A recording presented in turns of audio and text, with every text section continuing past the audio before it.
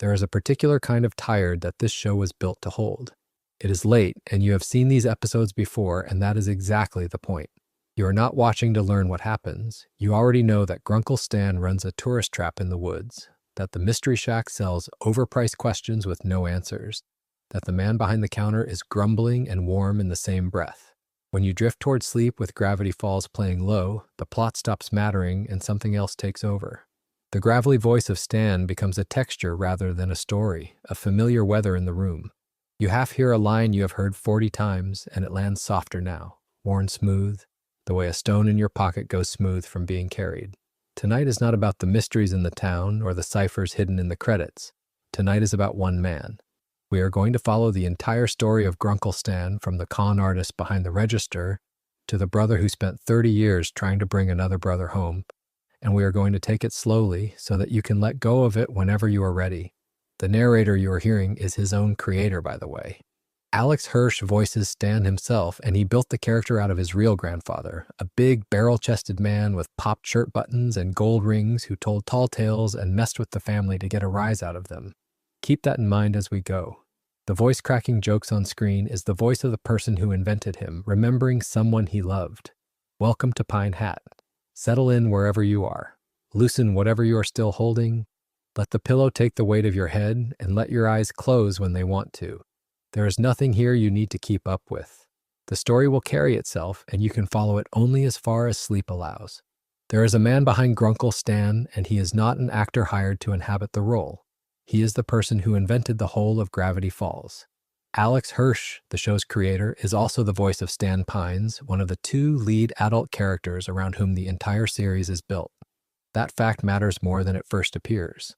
When a creator hands a character to a professional performer, a small translation happens, a handing over, and the character becomes partly the actor's. When a creator keeps the voice for himself, the character stays fused to the mind that made it. Stan was never translated. He came out of Hirsch already speaking. Consider, by contrast, the other man in the family. Stan has a twin brother, Stanford Pines, called Ford, and both twins share the same voice actor, Hirsch himself, who shifts his register to tell the 2 apart. So the 2 brothers who anchor the series are split at the level of the voice itself. One is the creator speaking as himself, more or less. The other is a hired and formidable outside voice. There is something fitting in that arrangement, given how the story eventually frames the brothers, but set the story aside for now. At the level of production, before a single episode, the twins were already divided by whose throat the sound came from.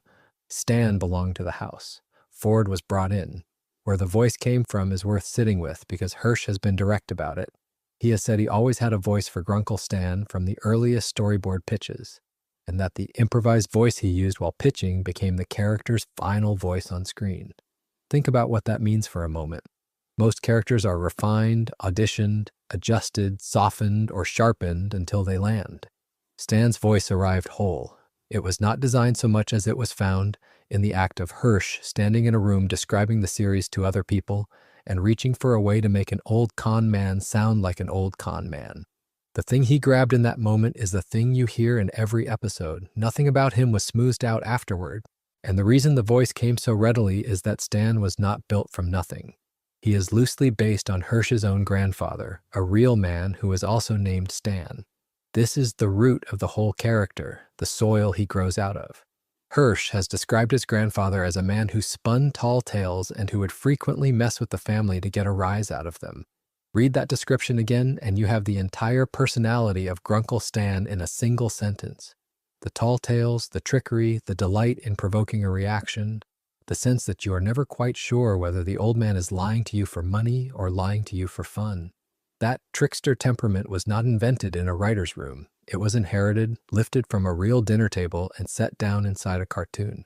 The resemblance does not stop at temperament, it reaches into the body. Hirsch and the real Grandpa Stan are described in the same physical terms that the character wears, and those terms are specific.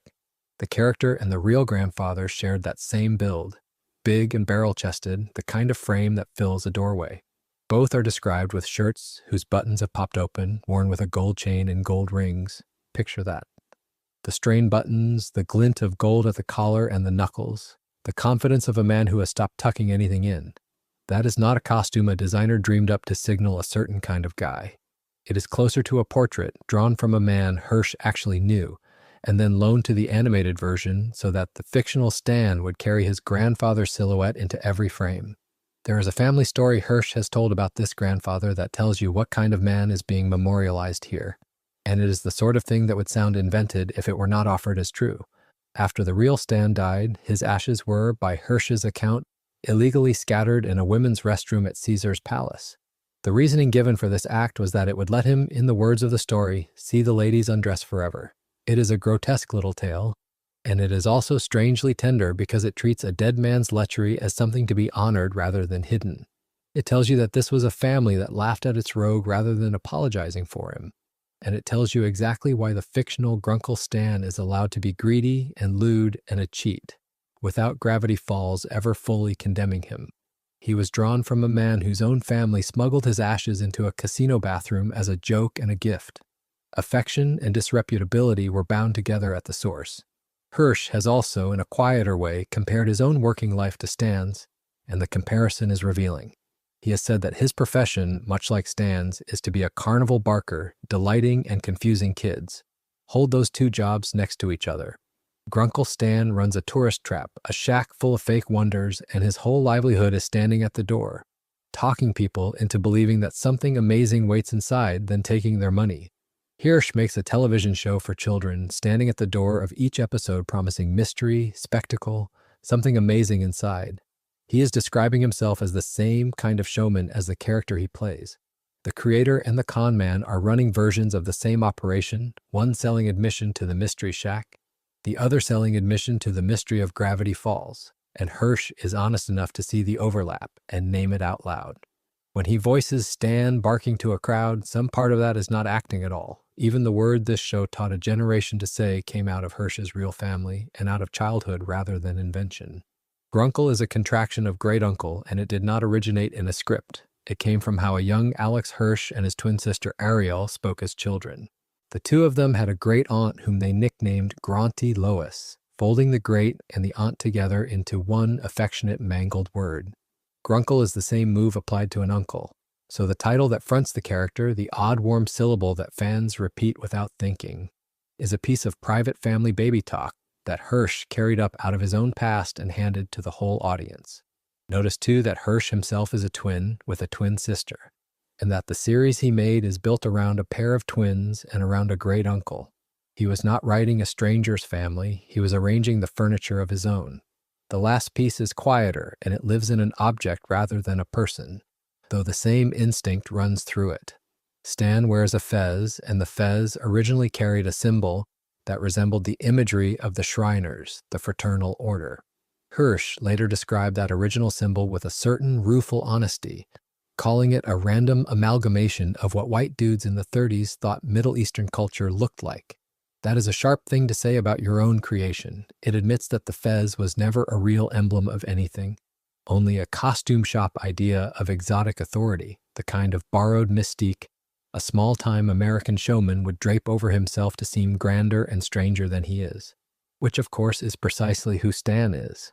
The fez is a con in fabric form, a cheap sign pointing at a secret order that the wearer does not belong to and probably does not understand. But there is a real-world tale to this, one of those small production stories that shows how the outside world can reach in and reshape a cartoon. Partway through the show's run, at some point fans have pinned down to the earlier episodes, the production team redesigned the fez symbol. They turned it from that Shriners-like emblem into a more abstract shape. The reason was not artistic, it was caution. There was concern that the actual Shriners organization could take legal action over the resemblance. So the change was made without announcement.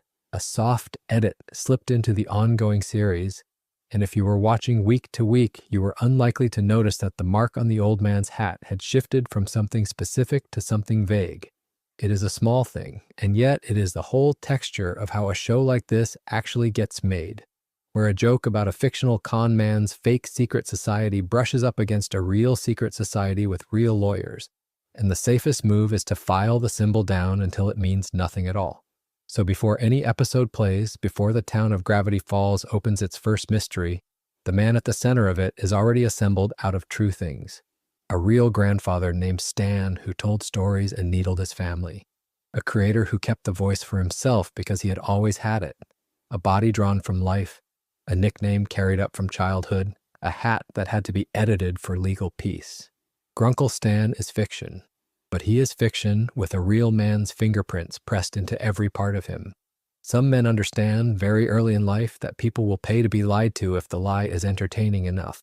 Grunkle Stan Pines is one of them, and the premiere of Gravity Falls, the episode called Tourist Trapped, introduces him almost entirely through this single trait, before it lets us know anything else about him at all. 12-year-old twins, Dipper and Mabel, arrive to spend their summer break with this great uncle in a remote town in Oregon. And what greets them is not a warm relative, but a business. The house has become an operation. The relative has become a proprietor. And the first impression the show chooses to build, deliberately and carefully, is of a man who has already decided what the summer is for, which is work. Consider how the town itself is framed before Stan even appears. In his opening narration, Dipper calls Gravity Falls a sleepy town, and that word does a great deal of quiet labor. Sleepy suggests nothing happens here. Sleepy suggests a place too small and too still to hide anything. It is the description a bored child gives to somewhere he expects to be dull. The story hands us this word on purpose, because everything that follows will slowly contradict it, and Stan's tourist trap sits right at the center of that contradiction. A sleepy town is exactly the sort of place where a man can put up a strange building, charge admission, and let the emptiness of the surroundings do half his marketing for him. The Mystery Shack is that building. Dipper narrates that his uncle transformed his house into a tourist trap he called the Mystery Shack, and then he delivers the line that tells you precisely how the twins see the whole enterprise. And the line that follows makes clear, more or less, that the real mystery is why anyone came. Sit with that for a moment, because it is a remarkable thing to establish in the first minutes of a children's cartoon. The narrator, our point of view, our 12-year-old guide into this world, has already concluded that his own great uncle is running a scam. Not a mystery to be solved with wonder, but a mystery of gullibility. Why would anyone pay for this? The joke lands because the audience is invited to agree. We are positioned from the start to see through Stan rather than to trust him, and Stan does nothing to soften that impression. When the twins first arrive at the shack, the premiere finds him behind the gift shop counter, and as far as fans have pieced together, he seems to be tallying up the day's take. Think about what that image communicates before he speaks a single word. His hands are full of money, his attention is on the count. The family reunion, if that is even the right term for it, interrupts a transaction. Then he greets them, and the greeting is not affection. Later, once they stumble back, scraped up from the gnome ambush, he asks them, in effect, whether they were hit by a bus, remarking on how rough they look. That is the whole introduction. Money in the hands, an insult in the mouth. The show introduces him money first, warmth never, and it does this so cleanly that you almost do not notice how bold a choice it is. Most stories would want you to like the Guardian. This one wants you to size him up. The tour is where the persona becomes complete. Stan is shown leading paying tourists through the shack, presenting them with fabricated exhibits. And the one the episode chooses to show us is a hoax, he announces with theatrical flourish. Ladies and gentlemen, he declares, behold the Sasquatch. The name alone is the entire con laid bare. It is a crude pun, a cheap fusion of a legendary creature and a vulgar joke, and it is being sold as though it were a genuine attraction. What matters here is not that the exhibit is fake. What matters is that Stan performs the fakeness with total commitment. The word behold is the word of a showman, a carnival barker, a man who knows that presentation is the product. He is not hiding that the exhibits are nonsense. He is charging for the nonsense, delivered with enough confidence that the transaction feels, to the tourist, almost like fun. This is the heart of the first impression, and it is worth slowing down to name what kind of fraud Stan actually is. He is not a con man who pretends to be honest. He is a con man who is honest about being a con man, at least in spirit. The exhibits are obviously fabricated. The pun is obviously a pun. The narration has already told us that no rational person should come here. And yet the operation runs. People pay. The showman persona works precisely because it does not pretend to be anything other than showmanship. There is a strange integrity to it, a self-aware quality that the show will spend later chapters complicating, but which here in the premiere we are allowed to enjoy at face value as simple comedy. The man sells lies, he knows they are lies, and he does it with flair. What makes this introduction so effective as craft is how much it withholds. At this stage in the story, no secrets are known. We do not know why Stan is really in this town, what the house was before it was a shack, or what lies beneath the entertainment. All we are given is the surface, and the surface is a greedy, gruff, theatrical old man running a fraud in a quiet forest town. The show trusts that surface to carry the episode. It does not rush to reassure us that he has a heart, and it does not hint in these opening beats that the tourist trap might be a cover for something. The fraud is presented as simply what it is, a fraud, and the comedy comes from watching it operate. The work Stan assigns is part of the same portrait. The twins are put to work at the business, and one of the tasks sends Dipper out to hang advertisement signs for the mystery shack in the woods, in what the episode calls the spooky part of the forest. Notice how even this small errand reinforces the con. Stan is not content to wait for tourists to stumble upon the shack. He extends his reach into the trees, papering the wilderness with signs, turning free child labor into marketing. The advertisement follows the customer into the woods. There is no corner of the summer, and apparently no corner of the forest, that the operation does not try to convert into revenue. It is a small detail, but it deepens the sense that Stan sees the whole world around him as territory to be worked. And here is where the premiere begins, quietly, to turn. While Dipper is out hanging those signs in the spooky part of the woods, he discovers something that has nothing to do with Stan's business at all. He finds a hollow metal tree, and inside it an old-looking electronic device, one of its 2 wires severed. This is the first object in the entire show that does not belong to the tourist trap. It is not a fabricated exhibit. It is not a hoax with a pun for a name. It is genuinely strange, old, and hidden, and its presence in the woods sits in pointed contrast to everything Stan has been selling. Stan's mysteries are fake and loud and priced. This mystery is real and silent and buried in a tree. When Dipper fiddles with the switches on the device, a trapdoor opens in the ground nearby. The opening startles Stan's pet goat, Gompers, who happens to be standing close to the hidden door. And there is a gentle irony in that image, an ordinary farm animal grazing directly over a secret it cannot perceive. The goat belongs to Stan's world of props and roadside oddity. The trap door belongs to the other gravity falls, the one the town's sleepiness has been concealing. For a moment, the 2 worlds sit inches apart, the goat above and the secret below, and only the child sees it. Inside the trap door, Dipper finds a journal. It contains facts and notes about the creatures of Gravity Falls, and its very existence hints at a cover-up, something in the town's past and present that someone took care to record and someone took care to hide. And this is the quiet hinge on which the entire premiere and arguably the entire series turns. For the whole first stretch of the episode, the only mystery on offer has been Stan's, and Stan's mystery is a joke, a Sasquatch, a reason to charge admission. The journal proposes that there is a second kind of mystery in this town, one that is not for sale and not a hoax, one that was meant to stay unfound. The showman built a fake mystery in a place that turned out to have a real one. Whether he knew that, the premiere does not yet say. The episode itself arrived with real weight behind it. Tourist Trapped was the series premiere of Gravity Falls, written and created by Alex Hirsch and directed by John Aoshima, and it aired on Disney Channel on the 15th of June 2012. It premiered directly after the debut of a Disney Channel original movie called Let It Shine, a scheduling choice designed to carry an existing audience into the new series, and it drew close to 3.5 million viewers. There is one further detail worth holding on to because it colors everything about the character we have just met. The voice of Grunkle Stan, the gravel, and the greed and the barkers behold belongs to Alex Hirsch himself, the man who created the show. The person who imagined this town of hidden things chose to speak, personally, as the man who covers it all with a cheap and cheerful fraud. The showman at the front of the mystery shack and the storyteller behind the whole mystery are, quite literally, the same voice. Before there was a shack in the woods, before there was a portal or a journal or 30 years of silence, there were 2 boys in a place with an unlovely name, Glass Shard Beach, New Jersey, in the neighborhood the family called the Lead Paint District. Say those words slowly and let them settle, because the story is telling you something with the geography before it tells you anything with the plot. This is not a childhood of soft edges. It is a childhood named after broken glass and poison in the walls.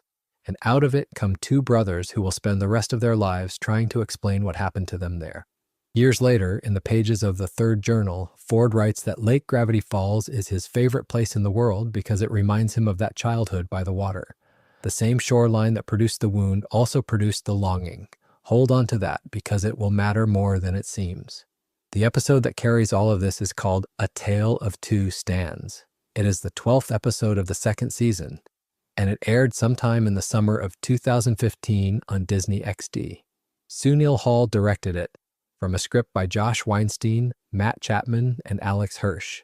What is unusual about it, and what makes it worth sitting with in the dark, is that it is one of the few times a children's cartoon stops to tell the story of a man's disgrace entirely from the inside of the man who was disgraced. Most origin stories are about the person who rose. This one is built around the person who fell, and it insists that you feel the fall as a loss rather than a lesson. Start with the boy Stan was before he became a warning. As children, the two brothers were close in a way that the episode renders with small, specific detail rather than sweeping sentiment. Ford was born with 6 fingers on each hand, and Stan did not flinch from it, did not treat it as a flaw to be hidden. He accepted it completely. The two of them even invented a private greeting out of it, a slap of the hands they called a high 6, 6 fingers meeting 5, a small piece of choreography that belonged only to them. Consider what that means. The thing that made Ford strange to the world was, for Stan, simply a fact about his brother that was worth building a joke around. Difference was not a problem to be solved. It was something you incorporated affectionately into the shorthand of a shared life. And Stan defended that difference with his body. There was a local kid named Krempelter who mocked Ford for his hands, and Stan stood up to him again and again, putting himself physically between his brother and the boys who wanted to make him feel like a freak. This is the Stan the rest of the episode will slowly bury under years of failure and disguise, so it is important to see him clearly here at the start. He was a protector. He was the one who took the hits so his brother would not have to. Whatever else you decide about the man he becomes, you begin with a child whose first instinct was to shield the person he loved. Their father responded to this in the way that men of a certain hardness often do. After Stan was bullied by Krampelter, Filbrick Pines forced both boys into boxing lessons, meaning to toughen them up. Notice the logic of it. A child is hurt by cruelty, and the father's answer is not comfort but conditioning. Not a conversation, but a pair of gloves. The solution to being hit is to become better at hitting. There is a whole theory of masculinity compressed into that decision, and the show does not editorialize about it. It simply lets it sit there as a fact of the household these boys grew up inside. The lead paint district was in the walls, but it was also in a quieter way in the parenting. Against all of this, the two brothers had a dream, and it is the tenderest thing in the chapter. They wanted to sail around the world together on a boat. Not Ford alone, not Stan alone, but the two of them, side by side, going wherever the water took them. This was Stan's vision of the future, and it is worth pausing on how modest and how enormous it is at once. He did not want fame, he did not want a fortune. He wanted the arrangement of his childhood to continue indefinitely. The two of them against everything. The high 6 carried out onto open ocean. When you understand that this was the shape of Stan's hope, you understand why what happens next lands on him the way it does. He was not afraid of the future. He was afraid of a future in which he and his brother were no longer a single unit. Because Ford had a different plan, and the world approved of it. Ford was gifted, and everyone could see it. When the school principal praised Ford in front of the family, the moment should have been a shared pride. Instead, Filbrick used it as an occasion to measure one son against the other and find one of them wanting. He dismissed Stanley as a clown, said he would be lucky to graduate high school, and suggested he would be doing menial work for the rest of his life. Read that scene as Stan experiences it, and it becomes almost unbearable. His brother's being called brilliant, and in the same breath, in the same room, his father's telling him he is a joke with no future worth naming. The praise of one twin is delivered as the verdict on the other. This is the atmosphere in which a boy learns exactly how much he is worth to the man whose approval he cannot stop wanting. Ford's escape route was a machine. For his science fair project, he built a perpetual motion machine, a device meant to run forever without stopping, and it was meant to carry him to West Coast Tech, the college he had set his whole self toward. This was the dream that would take him away from Stan and away from the boat and out of the lead paint district for good. And the night before the admissions officer was scheduled to come and see it, the machine broke. Stan broke it, not on purpose, or so he later insists. He admits only that he might have accidentally been horsing around, a phrase that is doing an enormous amount of work, because it is the confession of a man who cannot fully say whether his own hands betrayed him or whether an accident simply happened. His family did not hear it as an accident, they heard it as sabotage, and that reading became the truth that shaped the rest of his life. When the admissions officer arrived and found the machine sitting motionless, he delivered the sentence that ends Ford's dream. A perpetual motion machine, he says, has one job, which is to not stop. And then he tells Ford, in effect, that he is not West Coast tech material, and he leaves. The device that was supposed to demonstrate endless motion was instead the still object that proved Ford unworthy. There is a cruelty in the precision of it. The one machine whose entire purpose was to never cease was the thing caught in the act of ceasing. Ford turned on his brother, and the accusation he made is the crux of everything. He tells Stan to his face that Stan did this because he could not handle Ford going to college on his own. Sit with the weight of that. Whether or not Stan wrecked the machine deliberately, the reason Ford assigns to him is the true reason the story cares about, because it is not really about the machine at all. It is about a brother who did not want to be left behind, and a brother who has decided that this refusal to be left is a kind of crime. In that one sentence, the boat sinks. The shared dream of sailing the world becomes evidence for the prosecution.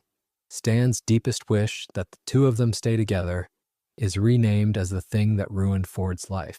And then the father passes judgment. Filbrick tells Stan that all he ever does is lie and cheat and ride on his brother's coattails. He declares that until Stan makes the family a fortune, he is not welcome in the household. This is a disowning dressed as a condition, and the condition is the cruelest part. He does not simply throw his son out. He sets a price on readmission, a fortune, and tells the boy he called a clown that he may return only when he has become the very thing he was told he could never be. There is no path back that does not require Stan to disprove his father's entire estimation of him. The door is not locked. It is left open onto an impossibility. Stan's answer, as he is thrown out, is defiance. He says he can make it on his own, that he does not need his father, that he does not need anyone. Listen to that line and hear what it actually is. It is not strength. It is a boy who wanted, more than anything, to sail around the world with his brother, now insisting that he needs no one at all. The dream was togetherness. The wound converts it, in a single sentence, into a vow of total isolation. He does not need anyone because the two people he needed have just told him, in their different registers, that he is worthless and unwelcome. Defiance is what is left when love has been refused, and Stan wears it out the door, like armor over an open wound. What follows is not triumph. It is drift, thrown out with that fortune hanging over him as the only condition of his return. Stan spent years moving from state to state, running failed businesses and scams, living under names that were not his. Stetson Pinefield, Hal Forrester, names that keep the sound of Stanford and of Pines buried inside them, as if even his aliases could not stop reaching toward the family that cast him out. He was eventually banned from operating in dozens of states across the country. Picture the geography of that. A man crossing America not as an adventurer, but as someone running out of places he is still allowed to be, collecting prohibitions the way another man might collect memories. The boy who wanted to sail the whole world got a version of his wish, and it was a nightmare of it. Endless motion with no brother beside him and no shore that would have him. Here is where the perpetual motion machine becomes something more than a plot device, if you will let it. Ford built a thing that was supposed to run forever, and it stopped. Stan became a thing that could not stop running, banned from state after state, forever in motion, forever unable to rest. The brother who stayed still was rejected for stillness. The brother who was thrown out was condemned to motion. The machine did not fail so much as it changed hands, its curse passing from the device to the boy who broke it, so that Stan carried its logic in his own body for years, moving because he could not stop, because there was no household that would let him be still. And underneath all of it, unspoken, is the thing the journal will admit only much later. That childhood by the water, the lead paint district, the boat that was never built, remained Ford's favorite kind of memory even after everything. The place that made the wound was still the place both brothers were secretly trying to return to. Stan's whole disaster began because he did not want to leave it, and the tragedy the episode lays out so patiently is that his refusal to be left behind is precisely what got him thrown out, sent into a motion that would not stop, chasing a fortune that was only ever a locked door pretending to be a key. There is a particular cruelty in the way it begins, and the cruelty is that it does not look like a beginning at all. In the flashback that anchors the brothers' origin episode, Stanley destroys his brother's perpetual motion machine by accident. That machine was the thing that had won Ford acceptance to a prestigious college, West Coast tech, and its ruin is treated by their father as the ruin of the family's one shining prospect. So the father throws Stanley out of the house, not for a night, not to teach a lesson that softens by morning. He tells his son, in effect, not to come back until he can prove he can make something of himself. And with those words, he sets the terms of the next decade of Stan's life without either of them understanding what they have just agreed to. Consider what that sentence actually does to a young man. It is not a punishment with a fixed length. It is a condition, open-ended, attached to a word as slippery as something. A boy sent away until he earns money, or until he graduates, or until he apologizes could at least see the shape of the door back in. Stanley is sent away until he becomes a different kind of person entirely, and no one tells him how a person does that.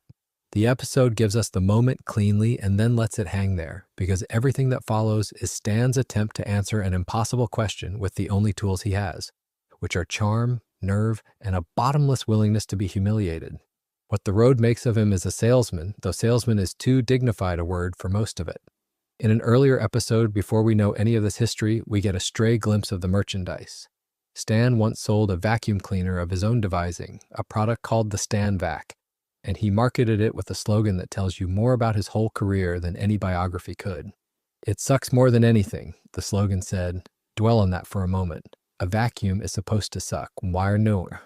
So the line is technically a boast about the product working, and yet the ordinary meaning of the phrase is an admission that the thing is terrible. He built the joke into his own advertising and seems not to have noticed which way it cut. That is the drifter years in a single artifact. A man convinced he is one clever pitch away from success, selling a promise that undermines itself the moment anyone reads it twice. The failed schemes are one texture of these years. The other, darker texture is that the schemes do not merely fail. They land him in cells. In a Mindscape flashback, we find Stan in a Colombian prison, put there after a heist attempt went wrong, sharing the cramped space with two cellmates named Jorge and Rico. And here the episode does something quietly devastating with him, which is worth watching closely because it is easy to miss under the comedy. Stan, trapped, frightened, alone in a foreign country, does the thing he always does. He tries to be liked. He makes friendly conversation with the two men beside him, and the two men respond, in Spanish, by wishing death on him, while Stan sits there completely unaware, grinning, still talking, still reaching for a connection that the other men have already refused in the plainest possible terms. There is a whole thesis about Stan buried in that small scene. His great gift and his great wound are the same thing. He needs people to like him with a hunger that never switches off. And that hunger is so loud in his own ears that it drowns out the evidence that they do not. The language barrier is almost a metaphor made literal. He cannot hear the rejection because he has trained himself, over years of doors slammed and deals collapsed, not to hear rejection at all. A recent telling might play the prison beat for its shock, the reveal that cheerful Grunkle Stan once did hard time abroad. Watched from the inside, though, it is not shocking. It is the loneliest thing in his whole history, a man performing friendship in a room where friendship is being denied to his face. The scale of it accumulates into numbers that are meant to make you laugh and then make you flinch. By the time the story catches up with him, Stan has been banned from 32 of the 50 United States. He has been imprisoned not in one country, but in 3. Colombia was not an aberration. It was a chapter in a pattern that repeated across borders. And the debts followed him home, because even after he returned to the United States, he still owed money to Rico, the same Colombian cellmate from that prison. Think about what it means to carry a debt like that across a continent and an ocean. The prison is behind him geographically, but nothing is behind him financially or emotionally. He is a man who cannot fully leave any place he has been, because every place he has been left a claim on him. To survive all of this, he became, functionally, several people. To stay ahead of law enforcement in the states that wanted him and the customers he had cheated and the associates he had crossed, Stan repeatedly changed his name and moved through the country under fake identities. This detail is offered lightly, one more sign of a scoundrel's resourcefulness, and yet look at it against the father's original command. He was told to go and become someone who had made something of himself. Instead, he became no one in particular, a rotating set of aliases, a man whose actual name was a liability to be shed at the next state line. The condition of his exile was to prove he was somebody. The reality of his exile was that being nobody, being unnameable and untraceable was the only way to keep moving. The book that supplements the series, Journal 3, preserves one more fragment from this period, and it may be the saddest and the funniest at once. Among Stan's memories is a marriage. In Las Vegas, he married a waitress named Marilyn Rosenstein, and the marriage lasted 48 hours before she stole his car and his money and vanished. 2 days. That is the entire arc of it. A man so starved for someone to stay that he marries a near stranger in a city built for impulse. And the someone he chose turns out to want exactly what everyone else along the road has wanted from him, which is whatever he has before disappearing. It rhymes with the prison cell. He extends himself toward another person fully, foolishly, and the return on that offering is theft and silence. He does not seem to learn caution from any of it. He simply keeps offering, and the world keeps taking, and the ledger keeps running against him. Eventually, the road narrows him down to a single small room. After his time in Colombia, Stan relocated to New Mexico, and by the end, he was living out of a rented room in a town called Dead End. Say the name of that town slowly because whoever named it was not being subtle and did not need to be. Dead End Flats. This is where more than 10 years of running had deposited him. Not a prison this time, not a foreign jail, just a rented room in a desert town whose very name announces that the movement is over, that there is nowhere further to go. He had left home to make something of himself, and after a decade of cons and cells and stolen cars and abandoned names, the something he had made was a man alone in a motel at the end of the map, still owing money to a man in another country, still banned from most of his own. And it is there, in that room, at that dead end, that the decade finally breaks open. A postcard arrives. It comes from Ford, the twin brother whose invention Stan had wrecked all those years ago, the brother whose acceptance to college had been the thing Stan's exile was measured against. It is the first contact between them in over 10 years. The whole span of the drifting, all of it, every state he was banned from, and every cell he sat in, and every name he wore and shed, sits in the silence between the slammed door and this postcard. Ford does not write to forgive him or to explain the years of quiet. Ford writes to summon him, to call him to a town in Oregon called Gravity Falls because Ford needs help. There's something almost unbearable in the timing when you hold both ends of it together. Stan spent a decade being told, by his father's parting condition and by every failure that followed, that he was the brother who broke things, the one with nothing to offer, the one who had to earn his way back to a family that did not want him as he was. Then a card lands in a motel at a dead end, and it is his brilliant brother, the accepted one, the one who had everything Stan was measured against, reaching out across 10 years of nothing to say, in effect that he needs Stanley specifically. Whatever else the postcard is, it is the first thing in the entire decade that treats Stan as someone worth calling, rather than someone to run from. He has been chasing proof that he could make something of himself for over 10 years. What finally reaches him is not proof. It is a brother and an address and the plain fact of being wanted, which is the one thing the road never once offered him. Certain kinds of dedication look from the outside exactly like villainy, and for most of 2 seasons, the show lets us mistake one for the other. By the time we reach the episode called Not What He Seems, the man running the Mystery Shack has been positioned as a swindler, a liar, a con artist who sells rocks to tourists. What that episode does softly and then not softly at all is reframe the swindle. It asks you to reconsider whether the fakery was ever the point or whether it was only ever the cover for something the man could not afford to explain. Watch him in the basement. Stan works on the underground machine, the enormous device buried beneath the tourist trap, and he rigs up drums of chemicals with the flat resolve of a person who has stopped negotiating with his own fear. He says in effect that he does not care how dangerous it is. Think about what that sentence means coming from a character the series has spent 40 episodes teaching you to read as a coward and a cheat. A coward weighs the danger, a cheat looks for the easy exit. This man is standing beside barrels of chemicals telling the room that danger is no longer a variable he is willing to consider. And then he sets off a timer, one synced to a second timer strapped to his own wrist. 2 clocks counting the same seconds. Whatever he is doing, he has been counting down to it for a long time. The show gives him a book to read, and the book gives us a clue we do not yet know how to use. He reads Journal 1 and learns that a side effect of activating the machine is temporary gravity anomalies. It is a small line, almost a technical footnote, and on first viewing it registers as ominous set dressing, the vocabulary of a science fiction climax. But it does something more precise than that. It tells us that the man knows the risks in detail. He is not blundering. He has read the manual. He understands that turning this thing on will bend the world around it, and he has decided to turn it on anyway. The recklessness is informed. That is a different and heavier kind of recklessness than ignorance. Meanwhile, upstairs, the show performs one of its gentlest sleights of hand. Mabel wakes Dipper to show him a closet full of fireworks, and the discovery is played as delight, the kind of secret a summer is made of. Then Stan invites the twins up onto the roof of the Mystery Shack to set them off.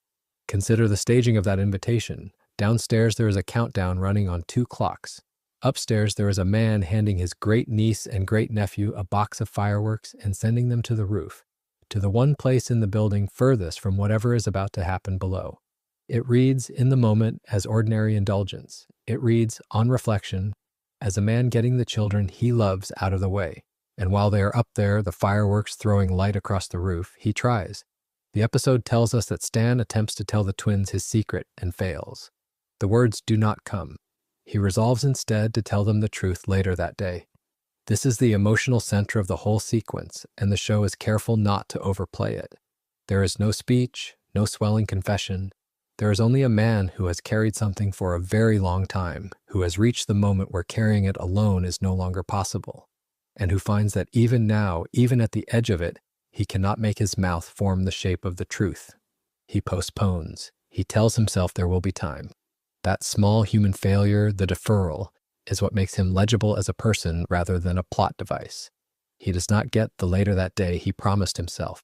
Instead, a heavily armored tactical operator tackles Stan, and Agent Trigger signals the rest of the team to secure the Mystery Shack, with Agent Powers also present.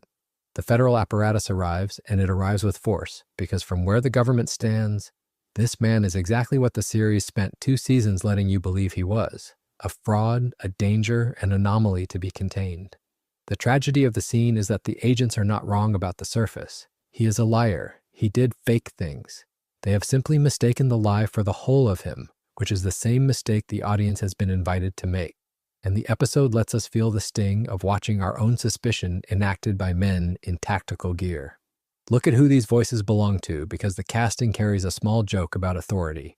Agent Powers and Agent Trigger were both voiced by guest performers brought in just for the episode. And the man they have come to arrest, Stan Pines himself, is voiced by the show's creator, Alex Hirsch, who also gives voice to Seuss and to Old Man McGucket.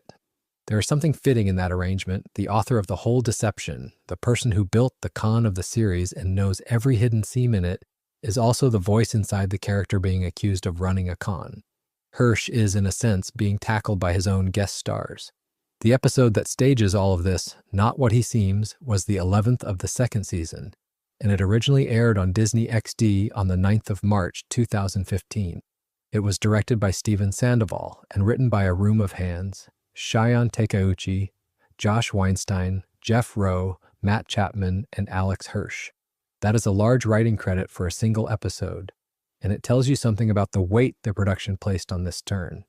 This was the hinge the whole series had been built toward, the moment where the accumulated deceptions would either pay off or collapse, and the production brought the full weight of its writer's room to bear on getting the reveal to land.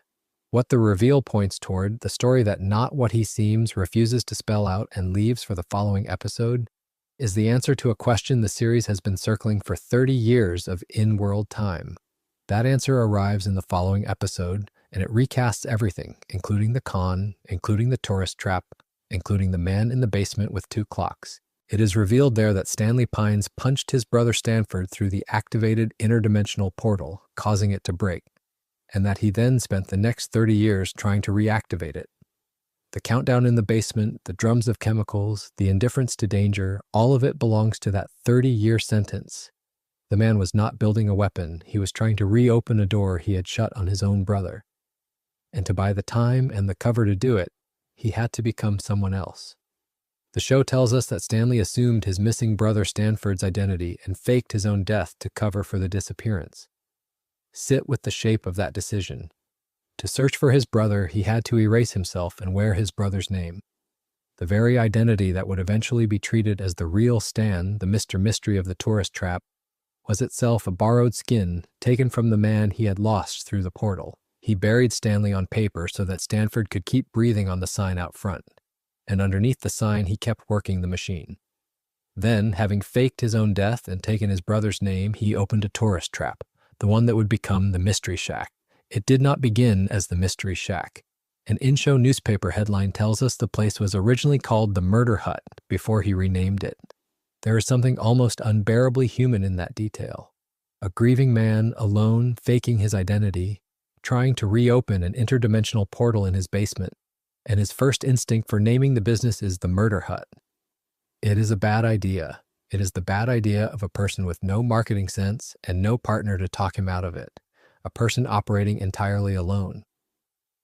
The rename to the Mystery Shack is the sound of a man slowly, clumsily learning to run the front he has built, learning to smile at tourists so that no one asks what is under the floor.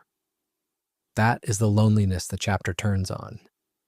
30 years of it, 30 years of selling attractions he knew were fake, wearing a name that was not his, mourning a death that had not happened, all to fund and conceal the reactivation of a machine that had already broken once in his hands. Every element of the con we spent 2 seasons laughing at was load-bearing. The rocks sold to tourists paid for the basement. The false name kept the government at arm's length until the day it did not. The showmanship that made him seem like a small-time crook was the disguise that let a man conduct a 30-year rescue operation in plain sight. So when the tactical operator tackles him in Not What He Seems, and Agent Trigger secures the building, and the audience feels the confirmation of every suspicion, the show has set a trap for our judgment. We are watching a man be arrested for the crime of loving his brother badly enough to spend 3 decades and 1 stolen identity trying to undo the worst thing he ever did. The fireworks are still burning on the roof, where the children are safe, where he sent them so they would not be near the countdown. He had meant to tell them later that day. He runs out of laters. And the reason he ran out is the whole story of the 30 years that brought him here. Consider the man at the center of that first summer and the peculiar problem he presents. Stanley Pines, or the man the twins believe to be their Grunkle Stan, runs a roadside tourist trap on the strength of a single principle, which is that money is the only honest thing in the world. Everything else can be faked. The exhibits in his Mystery Shack are faked. The wonder on the faces of the tourists is manufactured and then sold back to them. And into this operation, this small engine of cheerful fraud, arrived 2 children he did not ask for and does not obviously want.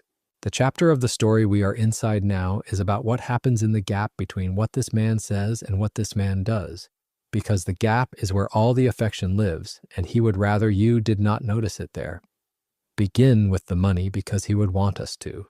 In the episode that first aired on the 15th of February 2013, an episode directed by John Aoshima and written by Tommy Rahard, Tim McKeon, and Alex Hirsch, a bus of tourists pulls up to the shack, and Stan does the thing that defines him more cleanly than any speech ever could.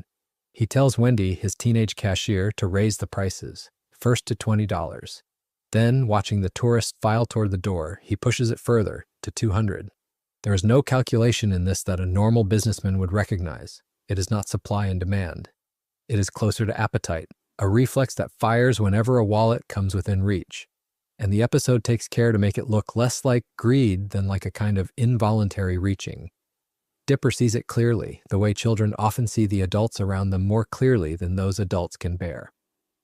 He tells Stan in so many words that his uncle looks at customers as though they were wallets with legs. Stan denies it. And then, in one of the small, honest jokes the show loves, he turns and looks at the tourists, and the animation shows us what he sees, which is a room full of walking wallets, upright and ambling and full of cash. The denial and the truth occupy the same 3 seconds of screen time. Weigh that for a moment. The man cannot even lie to himself for the length of a sentence. Whatever else Stan is, he is not a hypocrite in the deep sense. He is a man whose stated philosophy and whose actual reflexes are, at least here, in complete and comic agreement. The children are folded into the machine rather than protected from it. On the tour of the shack, Stan presents an attraction he calls the preteen wolf boy, and the preteen wolf boy is Dipper in a wolf costume, standing in for a marvel that does not exist. There is something worth sitting with in that image. The boy is not a guest of the operation. He is inventory. He is an exhibit. pressed into service the way the stuffed jackalopes and the two-headed taxidermy are pressed into service. And the joke works because we understand that in Stan's economy, there is no meaningful line between family and merchandise. Or rather, the line exists, but it is drawn faintly and moves whenever a profit appears on the other side of it. Mabel resists the machine in her own way, which is the way of a person who believes the world can be run on kindness. She gives a customer a Mystery Shack bumper sticker for free, and Stan is genuinely angry, because a thing given away is a thing not sold, and a thing not sold is, in his cosmology, a small wound.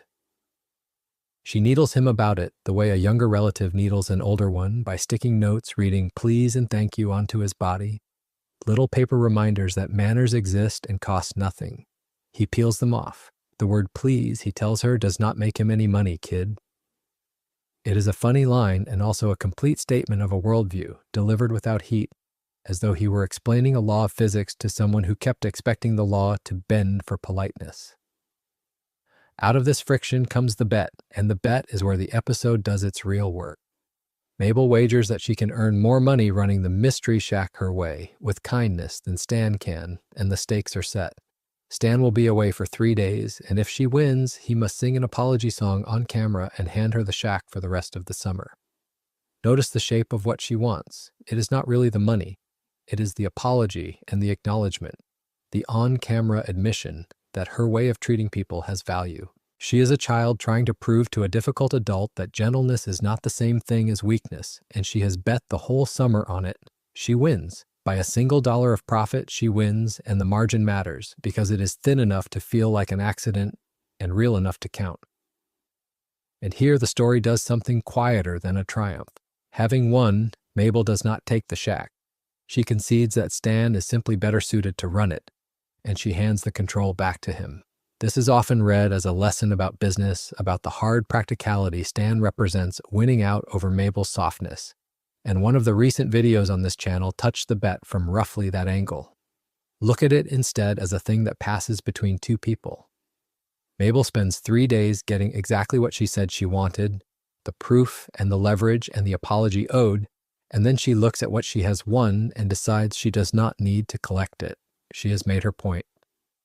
The relationship matters more to her than the prize the relationship produced. In a season full of Stan taking, this is a child choosing freely to give something back, and the person she gives it to is the man who was angry at her for giving away a sticker.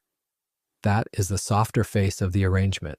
The harder face arrives in a different episode entirely, and the story keeps the two apart, so we should too. In the episode built around Gideon and the dreamscape, Stan's fondness for the twins shows up first as something almost sweet and entirely petty. He calls Dipper and Mabel downstairs not to work but to watch. Lil Gideon has a new commercial, and Stan wants the children beside him so they can mock it together. Consider how small and how telling that is. Ridicule, shared, is a form of company. The man who cannot say a warm word to these kids will happily gather them close to laugh at a mutual enemy. And the mockery is the intimacy, the closest he comes, in that moment, to saying that he is glad they are here. The enmity with Gideon is not only comic. Gideon breaks into the Mystery Shack to crack Stan's safe, and Stan's response is immediate and physical and entirely without ceremony. He confronts the boy, hits him with a broom, and chases him out of the house. There is no monologue, no negotiation. The thing inside the safe is the deed, the ownership of the shack itself, and Stan defends it the way an animal defends a den. And when the danger has passed and he locks the deed away, he says, the combination is kept in the one place Gideon can never reach, which is his own mind. It is a boast, and it is also a piece of grim foreshadowing, because the whole episode is about to prove that the inside of Stan's mind is not, in fact, the safest place in the world, and that a determined enough intruder can get in there too and read what is written on the walls. Between the mockery and the break-in runs the ordinary texture of how Stan uses Dipper, and it is here that the tough love looks least like love and most like exploitation. When Seuss is frightened by a bat loose in the kitchen, Stan does not deal with it himself. He sends Dipper, reluctant Dipper, to handle the animal, and Dipper ends up hurt in the process. Then, shortly after the boy has been injured doing the first unpleasant job, Stan calls him again, this time to fix the clogged sink. Dipper complains, reasonably, that he is always handed the hardest chores, and the complaint is legitimate. He is the one sent into every small danger while the adults stand clear. Suze, watching the injured boy, offers the only explanation he has, which is that Stan's personality is one of life's great mysteries. It is a joke, but it is also an honest surrender. The people closest to this man cannot account for him. They have stopped trying to reconcile the surface with whatever lies beneath it, and have simply filed him under the unexplained. And then the episode does the thing that this entire chapter has been circling. Dipper, inside the strange architecture of Stan's mind, finds a door. It is labeled, in effect, as Stan's Dipper Memories, a room set aside in the man's head for the boy himself, and Dipper opens it and steps through, and what he overhears is the cruelest thing anyone has said about him in the whole series. He hears a memory of Stan telling Seuss that the kid is a loser, that he is weak, that he is an utter embarrassment, and that Stan just wants to get rid of him. Every word of that lands with the weight of something remembered precisely, because the moment is a wound, and the wound has to be precise to matter. Dipper is devastated. He has spent the summer being sent into bat-infested kitchens and stuffed into wolf costumes and treated as inventory. And now, in the private theater of his uncle's mind, he learns what the man apparently thinks of him. And it is worse than indifference. It sounds like contempt. The story does not leave it there, and we should not either, though we must be honest about what we can and cannot say from inside this chapter. The episode later complicates what Stan really meant by those words. That is all the verified record permits us to claim, and it is enough. Hold the two things side by side. Here is a man who defends the deed to his home with a broom and calls the children down to laugh beside him. Here is the same man, overheard in his own memory, saying he wants to be rid of the boy. Both are true at once, and the space between them is not a contradiction to be solved, but a person to be understood slowly over a longer story than this one chapter contains. What the twins are learning that first summer, and what we are learning by watching them, is how to read a certain kind of adult. The kind who expresses care by assigning the hard chore rather than sparing you from it. The kind who gathers you close to mock a commercial because he has no vocabulary for gathering you close for its own sake. The kind who will genuinely lose money before he will lose the argument that money is all that matters, and who will nonetheless keep a whole room in his mind reserved for a nephew he claims to want gone. Stan's tough love is tough in ways that are sometimes just tough, that leave a boy injured and complaining, and, in the worst moment, heartbroken. It would be dishonest to smooth that over. The affection is real, but it is buried under a grifter's reflexes so deep that even the people who live with him cannot reliably find it.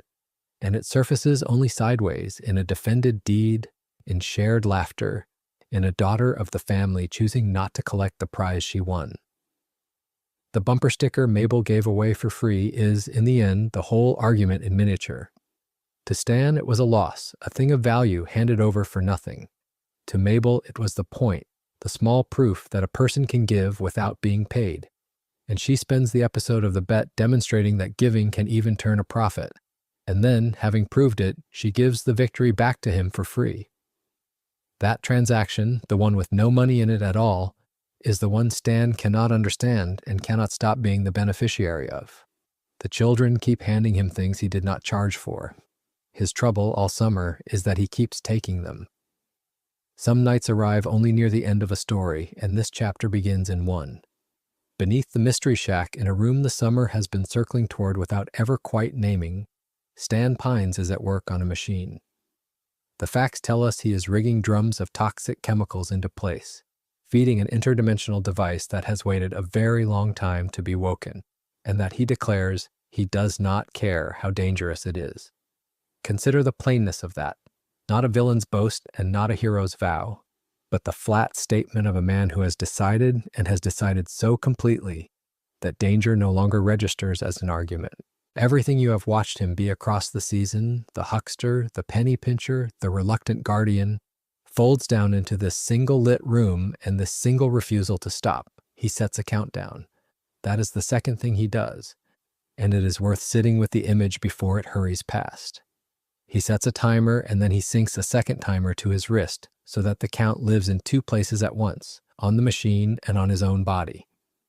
Notice what that does to the shape of the episode. From this moment forward, there is a clock, and the clock is bound to him personally, strapped to his arm like a pulse he can read. Every later scene, however calm its surface, is happening inside a window that is closing. The show does not need to remind you of this again. It has hung the countdown on the wall in the first minutes, and the tension does the rest of the work underneath. While he works, he reads. The journal in his hands is the first of them, Journal 1, and from it, he learns something the story will make catastrophic use of later. That activating the machine produces, as a side effect, temporary anomalies in gravity. It is a small clause buried in an old book, the kind of technical footnote a lesser story would drop. Here it is a loaded gun laid gently on the table. A man reads a warning about the local failure of gravity and files it away, and you, the listener, file it away with him, and the two of you wait to see the floor lift. Up above, the ordinary summer is still running, and this is where the episode does something coldly cruel. Mabel wakes Dipper to show him a closet full of fireworks, and Stan, the man with the countdown on his wrist, invites the twins up to the roof to set them off. Hold those two facts against each other. Below, drums of poison and a machine that reads gravity like weather. Above, a great uncle and two children on a roof with a box of fireworks in the dark.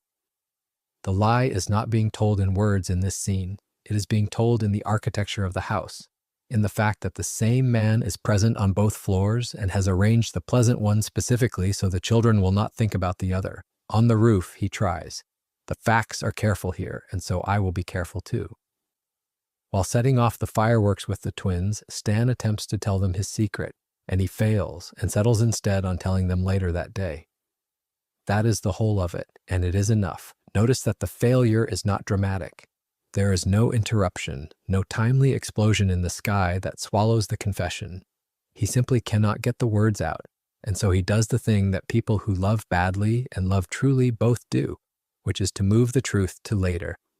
Later that day, a soft, reasonable postponement. And because we have seen the countdown, we understand that later is a currency he does not actually have, and that the promise to tell them later is itself, in its way, the last small lie of the trusting part of the summer. Then the day arrives, and it does not belong to him. A heavily armored tactical operator tackles Stan. That is the sentence the episode chooses, and its violence is sudden and total against everything the roof had just been. Agent Trigger signals the rest of a tactical team to secure the mystery shack, and the house that was a gift shop and a home and a hidden laboratory is now, in an instant, a site being taken by force. For the children, this is not only frightening, it is uncanny in a specific way, and the facts name the specificity. Dipper and Mabel, worried and confused, recognize the arriving operatives. They are Agent Powers and Agent Trigger, government agents, and Dipper had believed these two men were already dead. So the raid does not simply frighten him. It unsettles his sense of what the world will and will not allow. People he had filed under finished have walked back into the story in body armor, and if they can return, then the ground under his understanding of events is already less solid than he thought, before a single question about his great-uncle has even been asked. The charge, when it comes, is almost mundane. Stan is taken into custody by Agents Powers and Trigger on suspicion of stealing toxic and chemical waste that went missing the night before. And here the story performs a small, precise irony that rewards the listener who has been paying attention. We watched him rig drums of toxic chemicals into the machine. We know, in a way the agents do not, that the accusation is essentially correct and completely beside the point. They have arrested him for the wrong reason. They think they have a thief of hazardous material. What they actually have is a man trying to tear a hole in the universe to reach something he lost. And their handcuffs are answering a question no one in the room has learned to ask yet. The law has arrived, and it is aimed at the surface of the thing. With Stan removed, the episode hands its center of gravity to the children, and the house gives up its secret. In the gift shop there stands a vending machine, and the facts tell us the entrance to Ford's hidden underground lab is concealed behind it, opened with a code, the letters and numbers A1BC3. I want to pause on how domestic that hiding place is. Not a bookcase in a study, not a hatch in the woods, a vending machine in the tourist shop, the most commercial and least sacred object in the building, the thing designed to take a stranger's coins. The deepest secret of the family has been sitting behind the family's most public face all summer, and the children have walked past it more times than the show could count. Suze guards it briefly. Under Stan's orders to guard the vending machine, he tries to stop Dipper and Mabel from entering, and then they get past him. It is a small beat, and I would not want to overstate it, but there is something almost tender in how little resistance the secret finally offers. The loyal handyman stands in front of the door because he was told to, and two children who need the truth more than they need permission go around him. Loyalty to Stan and loyalty to the twins were never going to be the same loyalty, and here, quietly, at a vending machine, they come apart. What Dipper finds below is the fact that breaks the summer open. In the lab, he finds journals, 2 and 3, the journals Stan had hidden from him, and their existence reveals that Stan lied about the journals all summer long. Understand what this does to the boy specifically. For a whole season, the journal has been Dipper's entire framework, his book of the world, the thing that made the strangeness of the town legible and made him, the reader of it, someone who mattered. To learn that the other volumes existed, that they were near him, that the man he lived with knew and said nothing, is not only a betrayal of trust, it is a revision of the record. Every moment of the summer he thought he understood must now be reread, because the person he was closest to was withholding the very text that defined it. The lie is not one lie. It is a lie that reaches backward and touches everything. And then he holds a black light to the pages. Under it, a hidden message appears, written by the author, warning that activating the machine could tear the universe apart. Look at the layering the story has built without announcing it. There is the visible journal, and beneath the visible journal, there is a second journal written in invisible ink, readable only under a particular light, and its message is a warning against the exact act that Stan has spent the episode preparing. Truth here is not simply hidden, it is hidden underneath other hidden things, in layers, and each layer you peel back is more alarming than the last. The boy came down looking for answers and is finding instead a stack of warnings arranged like a trapdoor. Meanwhile, the clock on Stan's wrist has not stopped, and the machine keeps its promise. During a gravity anomaly caused by the device, the thing he read about in Journal 1 and we filed away with him, Stan escapes Power's custody. The facts tell us how, and the how is entirely in character. He does not fight his way out. He tricks Powers into believing he has left town in a taxi. The most dangerous man in the county, at the worst moment of his life, with gravity itself coming loose around them, escapes by lying convincingly about a cab. The con man is a con man to the end, and the show lets that consistency stand as its own quiet argument about who this person has always been. The children do not get a clean escape, only a survivable one. Agent Trigger tries to take Dipper and Mabel into custody for child services, and in the attempt he crashes his vehicle and is left trapped in the wreckage while the twins get away. Notice that the story does not give the children a clever victory here either. They do not outwit him. He simply crashes, and the world's chaos, the same loosening of order that freed Stan, happens to spit them out on the far side of it. The house has stopped being a place where adults keep children safe. It has become a place children flee through while the adults meant to protect and the adults meant to arrest are equally undone by forces none of them control. Which brings the episode to the switch and to the choice that the whole season has been walking toward. At the climax, there is an override, a switch held down, the last thing standing between the machine and its activation, and Mabel is the one holding it. Dipper objects. He has read the warning under the black light, he knows the words the author wrote, he knows the machine could tear the universe apart, and he says so. And Mabel, against her brother's objection, chooses to trust Stan and releases the switch and lets the machine turn on. I think this is the truest and most difficult moment in the chapter, and I want to give it its full weight, because it would be easy to read it as simple recklessness, and it is not simple. Set the two children beside each other. Dipper is holding evidence. He has the text, the warning, the accumulated proof of the lie, and every fact in his hand says, do not let him do this. Mabel has none of that. What she has is the man on the roof with the fireworks, the great uncle who tried and failed to tell them something true, and she makes her decision on the basis of the person rather than the paper. She chooses to trust Stan. It is not that she is right and Dipper wrong, or that he is right and she wrong. It is that the story has split its two halves, the reader and the believer, along the exact seam where love and evidence disagree, and force them to move in opposite directions in the same second.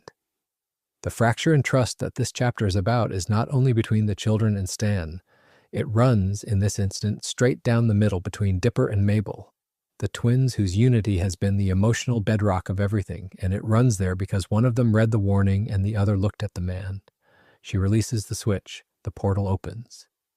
And from it, the facts tell us, a hooded figure steps out, a man with 6 fingers on his hand, and Stan looks at him and names him.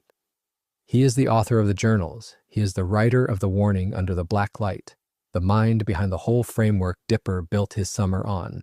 And he is, Stan tells us, his long-lost twin brother.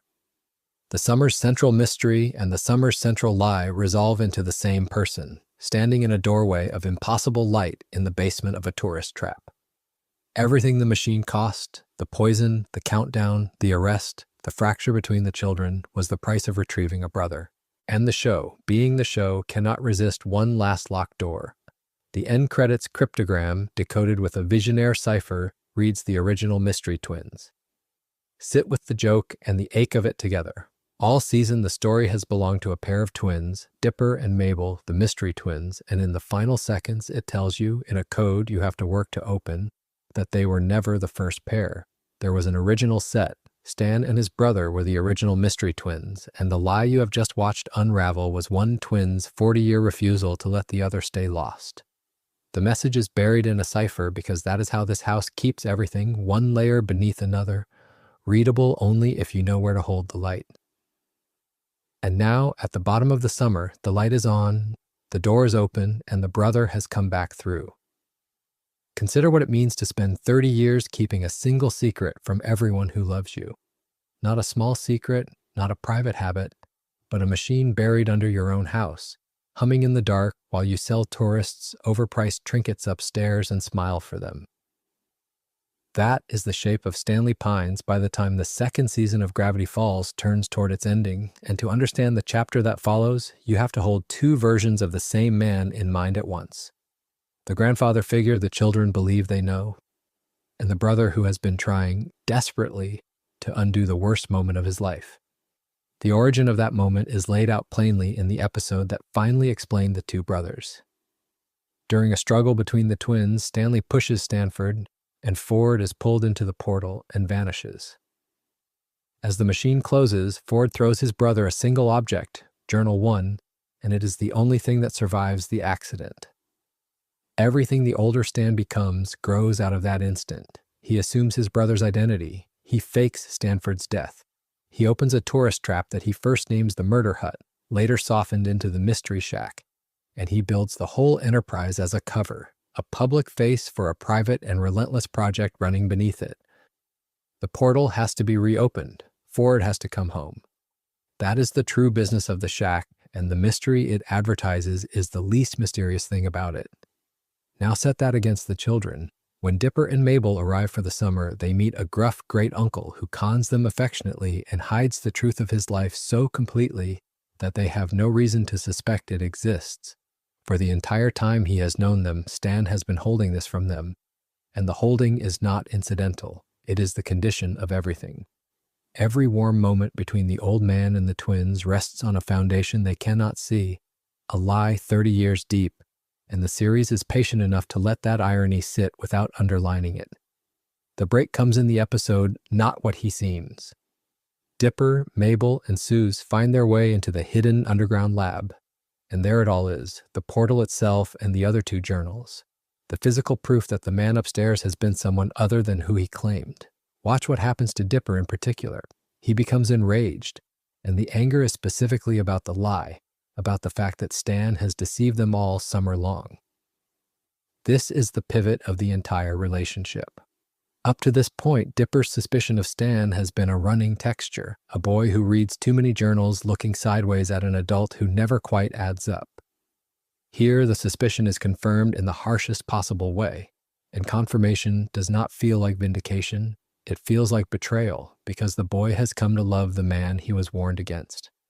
And this is where the chapter's central strain lives. Stan's obsession is not a villain's scheme. Its purpose is love, the rescue of a brother he wronged. But love aimed backward, at a person who is gone, can starve the people who are present. The portal has eaten 30 years of Stan's life, and in the moment the children discover it, you can see it beginning to eat his standing with them too. He cannot explain himself in a way that will land, because the explanation requires them to believe that the man who lied about everything is telling the truth about this. The machinery that was supposed to bring his family back together is the same machinery tearing his new family apart. The tool that hovers at the edges of all this deserves a moment because it deepens the theme rather than decorating it. The memory-erasing gun that appears throughout the series was invented by Fiddleford McGucket, the founder of the Blind Eye Society, and he built it originally to erase his own traumatic memories from the work he had done alongside Ford. Think about what that device represents in a story so preoccupied with the past. Stan spends 30 years unable to let go of a memory, building a machine to reverse a loss. McGucket, working in the same orbit, builds a machine to delete the memories he cannot bear to keep. Two men, two opposite responses to the same wound, and the series places them side by side. The gun is not merely a plot convenience, it is the counter-argument to Stan's whole life, the possibility that some things are better forgotten than fixed. When Ford does return, the strain does not resolve, it simply changes direction.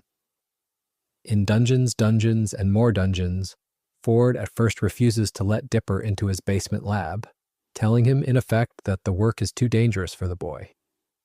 Later, the two of them bond over the tabletop game that gives the episode its name, and the bond is genuine, but notice what has begun. A new adult has entered the house, one who speaks Dipper's language of curiosity and danger and hidden knowledge, and Dipper is drawn to him. For Stan, who spent 3 decades earning the right to have this brother back, the return does not restore his place, it complicates it. The obsession succeeded, and success brought a rival for the affection of the boy Stan raised for a summer. You can measure Stan's own unease in a smaller episode that might look like comic filler. In The Stanchurian Candidate, Stan runs for mayor against Bud Gleeful, and the show is explicit that he does it out of insecurity, a need that surfaces specifically after Ford's return. He wins the election by a landslide, and then he is disqualified, because his criminal record makes him ineligible to hold the office. Read that against the season's larger movement, and it stops being a throwaway. Here is a man who spent his life in his brother's shadow, faked that brother's death, took his name, and now, with the real Ford home and admired, reaches for something that is unmistakably his own. He wins overwhelmingly. And the very past he built to save Ford, the criminal record he accumulated in service of the portal, is what disqualifies him. The obsession does not only cost him the children's trust, it has disqualified him from a normal life all along. The strain reaches the children most sharply in Dipper and Mabel versus the future. Ford offers Dipper the chance to stay in Gravity Falls as his intern, and Dipper accepts. Mabel learns that her brother has chosen this without her, and she is devastated. This is the cruelest turn of the season's design, and it should not slip past. The whole apparatus of the portal was built to reunite a pair of twins, Stanley and Stanford, brothers split by one terrible push, and the return of one of those twins now threatens to split the other pair of twins, Dipper and Mabel, by offering the boy a future that does not include his sister. Ford's homecoming, the object of Stan's 30-year labor, becomes the wedge between the two children whose bond has been the warm center of the show. The past reaches into the present and begins to repeat itself, which is what makes the framing device of that same episode so devastating. It opens with Mabel waking Dipper in the attic while she wears googly eyes stuck to her chin, playing a character she calls Mr. Upside Downington. Dipper points out that she has not done the bit since 3rd grade, and then she reminds him of the date, that their 13th birthday, the 31st of August, the last day of summer, is exactly 1 week away. Notice how the show places childishness and its ending in the same breath. Mabel reaching backward for a game from years ago, and the calendar reaching forward to the day she stops being 12. She feels the summer closing, she is trying to hold it. And within the same episode, she will learn that Dipper has already started to let it go without telling her. The googly eyes are not a joke. They are a girl clutching at a childhood that is being pulled out from under her, and she does not yet know how fast. All of these strains, Stan's guilt, and Dipper's fury, and Mabel's dread, and Ford's return, are threads that the series gathers and pays off at the very end. In the finale, Weirdmageddon 3, Take Back the Falls. When the moment comes to defeat Bill Cipher, the plan turns on the one thing Stan has spent the whole series being, the brother pretending to be the other brother. Stan lets Bill enter his own mind so that Ford can erase the demon with McGucket's memory gun. It works for a precise and terrible reason. Bill knows Ford's mind intimately, but he does not know Stan's because Stan has spent a lifetime being mistaken for his twin, hidden inside the identity he stole. The disguise that began as a lie about a fake death becomes the trap that saves the world. And the cost is exact. The gun that erases Bill erases Stan along with him. The man who spent 30 years unable to forget, who built a machine against forgetting, ends by having everything taken from his mind at once. Hold the whole chapter together and a single shape emerges. Stan's obsession with the portal is an act of love that damages nearly everyone it touches, the children he deceives, the standing he loses, the ordinary life it disqualifies him from. It succeeds, and its success only rearranges the harm. And in the end, the very self he constructed to carry out the obsession, the borrowed name, the unknown mind, is the thing he spends to finish it. The rescue of Ford was always going to require Stanley to give up himself. It simply took the whole series to reveal how literally that would be true. There is a cruelty in the way Weirdmageddon begins, and it has nothing to do with monsters. Part 1 of the 3 episodes that Close Gravity Falls opens not on destruction already finished, but on creation. Bill Cipher, who for 2 seasons existed as a flat yellow triangle, a symbol more than a body, grows himself a physical form. The astral shape thickens into muscle, into arms and legs, into something that can stand over a town and laugh. That episode premiered on Disney XD in the fall of 2015, well into season 2. And the image it leads with is a demon giving himself flesh so that he can enjoy what he has already won. Look at that as an opening move. He has conquered the place. The laughter is not tension, it is leisure. He descends into the town he now owns and announces himself. He is, in effect, the new lord and master of Gravity Falls, and he says so plainly, the way a landlord might inform tenants of a change in ownership. Then he introduces his gang. The Henchmaniacs, a crew of interdimensional criminals, are presented to the townspeople the way one might present party guests, as though the humans of Gravity Falls are an audience assembled for a performance rather than victims of an invasion. And that framing matters because it tells you exactly how little Bill fears anyone here. He does not arrive braced for a fight, he arrives to host. The weirdness itself arrives as a wave, a pink tide that rolls over the town and rewrites whatever it touches. Seuss's grandmother, Abuelita, is turned into a chair. The goat, Gompers, that small and faintly ridiculous animal who has wandered the edges of the series for 2 seasons, chewing on things he should not, is swollen to giant size. There is a logic to the horror here worth lingering over. The wave does not simply kill or destroy, it transforms, and it transforms according to some cosmic sense of humor that finds a person becoming furniture, and a goat becoming a colossus equally amusing. This is a reality where the rules have been handed to someone who thinks cruelty and comedy are the same thing. And now we come to Stan and to the first thing this chapter has to reckon with honestly.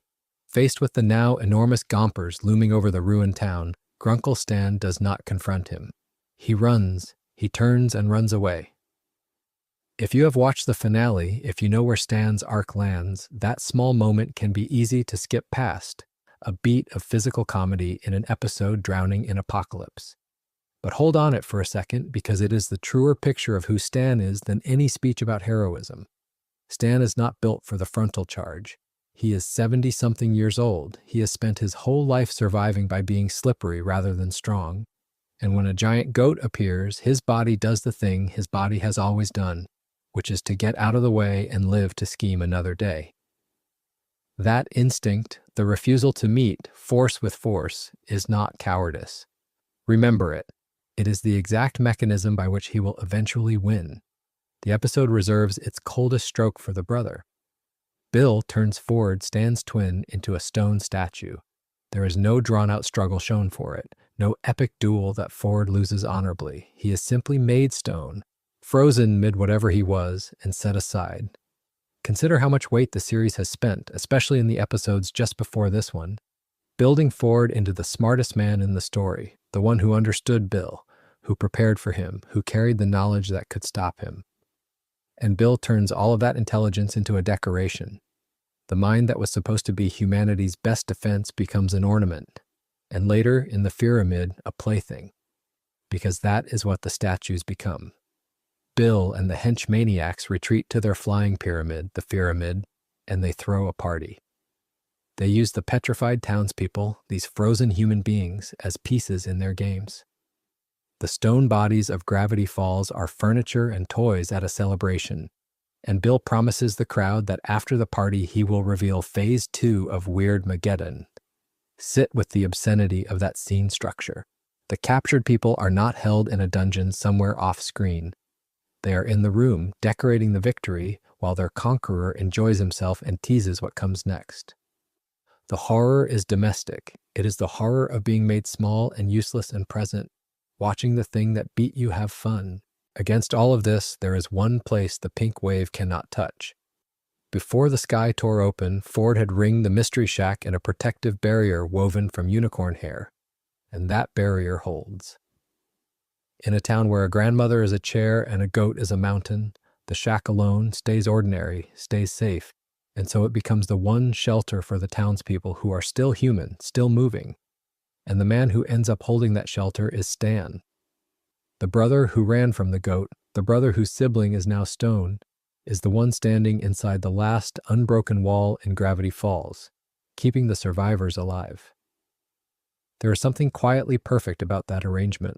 Ford built the wall with his knowledge and his foresight, and then Ford was turned to stone, and the wall he built passed into the hands of the twin who never claimed to be the smart one. Stan does not defend the town with power. He defends it with a roof that someone else engineered, and a stubbornness that is entirely his own. Now I want to widen the frame because there is a fact about how this show was made that changes the texture of everything you have just heard. Alex Hirsch, who created the series, voices both Grunkle Stan and Bill Cipher, both of them. The gravelly, tired, defensive old man and the shrieking, delighted demon are the same throat, the same performer, which means that the confrontation this entire chapter is building toward, Stan against Bill, is a man arguing with himself. Every time Bill mocks Stan, every time Stan spits back, it is one actor playing both the predator and the prey. There is no way to prove Hirsch intended a thematic point by casting himself in both roles, and I will not pretend the story tells you to read it that way. But once you know it, the final battle stops feeling like a fight between two characters and starts feeling like a fight between two things inside one imagination. The trickster and the con man are cut from the same cloth, and only one of them is going to survive the ending. Which brings us, finally, to how the ending actually arrives, told from Stan's side, because that is who Stan this chapter is. In that finale, Stan does not outmuscle Bill, and he does not outthink him in the way Ford might have tried to. He cons him. The twins swap identities, so that when Bill enters what he believes is Ford's mind, expecting to find the intellect he has been circling for decades, he is actually walking into Stan's. Bill takes the bait because the bait was dressed as the smart brother, the dangerous one, the one worth conquering. And once Bill is inside that mind, trapped in the wrong skull, Stan fires a memory-erasing gun and wipes him out from within. Go back now to the giant goat and to Stan running away. That was not a different Stan. That was the same instinct, scaled up to save the world. Stan wins the way he has always won by refusing to meet the enemy where the enemy is strongest, by letting the other man believe he is chasing something and then closing the trap once he is too far in to escape. The strength of the finale is that it does not give Stan a hero's weapon. It gives him a lie, the oldest tool he owns, and lets the lie do what no barrier and no genius could. But the con costs him everything he is. Destroying Bill inside his own mind means Stan's own memories are collateral, burned away with the demon. When Weirdmageddon ends, when the sky is stitched shut and the town begins to remember how to be a town, Stan is left with amnesia. He does not remember his brother, or the children, or the shack he defended, or the trick he pulled. The man who spent the whole apocalypse holding the last safe wall for other people ends it having lost the inside of his own head. And that is the shape of Stan's stand if you follow it all the way through. He did not defeat Bill with power he had been hiding. He defeated him by offering up the one thing Bill wanted most, a mind to break, and letting it be his own. The town remembers. Stan, for a while, does not. There is a moment in the finale of Gravity Falls where a con man runs the last and largest con of his life. And the mark is a being who has spent 1,000 years reading minds. To understand what Stanley Pines does in the finale, you have to hold two ideas at once. The first is that Bill Cipher is, by every account the show gives us, nearly omniscient, a creature who trades in secrets and weaknesses and the hidden shapes of people's thoughts. The second is that he is beaten not by a spell or a weapon of unknown power, but by two brothers changing their clothes. That is the pivot the whole chapter turns on, so slow down over it. Ford agrees to let Bill enter his mind because Bill needs a secret that only Ford knows, the secret required to escape Gravity Falls. It is presented as a surrender, a last desperate bargain from a man out of options. But Ford and Stan have secretly swapped clothes and identities. When Bill crosses over, he believes he is entering the mind of the smarter twin, the scientist, the man who built the portal and studied the multiverse. He is entering the mind of the other one, the brother who ran the Mystery Shack. The brother nobody, including Bill, thought to fear. Think about why this specific trick works, because it is not arbitrary. The plan depends on a single physical fact established across 2 seasons. Stan's mind can be erased by the memory gun. Ford's memories are protected from that gun by the metal plate in his head. So Bill cannot simply be lured into any skull. He has to be lured into a mind that can be destroyed and made to believe he is inside the one mind that cannot. The swap is not a costume gag. It is the mechanism. Everything Bill knows about the twins, everything he has learned by watching and manipulating them, gets turned into the exact reason he walks into the trap. His knowledge is the bait. Inside the mindscape, Stan stops pretending. He tells Bill, in words the episode gives us directly, "You're going down, Bill. You're getting erased. Memory gun. Pretty clever, huh?" Read that line again and notice what it is not. It is not a hero's speech. There is no grand statement about good defeating evil, no promise that love conquers all. It is a con man revealing the trick after the money is already gone, taking a small, sour pleasure in the reveal. Pretty clever, huh? That's a man who has been underestimated his entire life, finally being clever in a way that counts, and wanting just once to be seen doing it. Bill understands the cost immediately because Bill is inside the mind that is about to be destroyed. He protests that Stan is not only erasing him, Stan is erasing himself, wiping out his own memory along with his enemy. And here the show hands Stan a line that may be the truest thing he ever says. "It's not like I was using this space for much anyway." It is a joke. It is also a lifetime of self-estimation compressed into a single sentence. Stanley Pines has spent decades believing his mind was worth less than his brother's, that he was the disappointment, the failure, the one who did not amount to anything. When the moment comes to weigh his own memory against his family's survival, the arithmetic is already done. He does not agonize. He shrugs, and that shrug carries more weight than any monologue could, because it is the accumulated evidence of a man who genuinely does not think his inner life is precious, offering it up as though it were spare change. Meanwhile, in the real world, the trap has to be sprung by a human hand, and the show does not let that hand be steady. Ford operates the memory gun on Stan's body.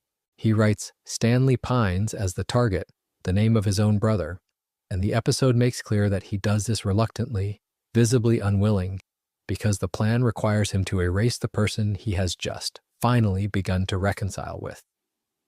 There's a terrible symmetry in it. For most of 2 seasons, the tension between these two men was that Ford could not forgive Stan, could not trust him, wanted him gone. Now Ford must be the one to pull the trigger that takes everything Stan is. He does it anyway.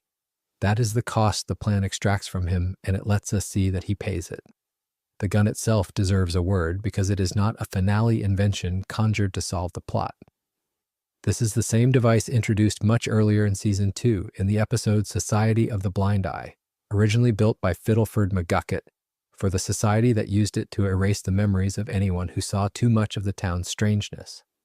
A tool that began as an instrument of denial, a way for frightened people to unsee what they could not bear, becomes in the finale an instrument of sacrifice. The same technology that the blind eye used to hide from the truth is the technology Stan uses to save everyone by giving up his own truth. The writers planted that gun episodes in advance, and the payoff is not a twist so much as a debt being called in.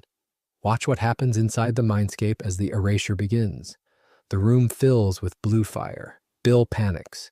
The creature who has spent the whole finale radiating confidence, who turned an entire town to stone and threw a party on the wreckage, tries to call off the deal, tries to renegotiate the way he has always renegotiated, with a snap and a smile. But the door has already shut. That detail matters. A deal with Bill was always the most dangerous thing a person in this show could do, because Bill controlled the terms. Here, the terms are finally sealed against him, and his own instrument of leverage, the deal, becomes the cage. He cannot talk his way out because the exit closed the moment he stepped through, and he did not notice because he was too busy being certain he had won. Weakened by the erasure, Bill is physically beaten by Mindscape Stan. This is worth sitting with because it is such an ordinary way for such an enormous being to go. There is no clever countermeasure, no cosmic reversal. As the memory gun does its work, Bill grows weak inside the mind he invaded, and Stan simply hits him, the way a man who spent his life in bar fights and back rooms would hit anyone who wronged his family. And then Bill is erased from existence inside Stan's dying mind, the dream demon of 1,000 years, undone in the collapsing memory of the man he thought least of. There's a grim justice in the setting. Bill dies in the mind he chose to enter because he believed it was worthless, and it kills him. But the chapter does not end at the moment of victory, and this is where the series earns its emotional weight rather than borrowing it. After the erasure, Stan has no memory of his family or of the summer's events. The victory is total, and so is the loss. The Pines family and Sue's carry him back to the ruined mystery shack, and the man they carry is not the man who saved them. He does not know them. Everything that made Stan Stan, the grudges and the jokes and the fierce, hidden love, is gone, spent, paid out. If you have been watching this show for its comedy and its mysteries, this is the moment it asks you to understand what it was really about all along, which was a family and what a person will give to keep one. And then Mabel. She retrieves her scrapbook, the collection of photographs she has been assembling all summer, the record of everything they did and everyone they met, and she shows it to the amnesiac Stan.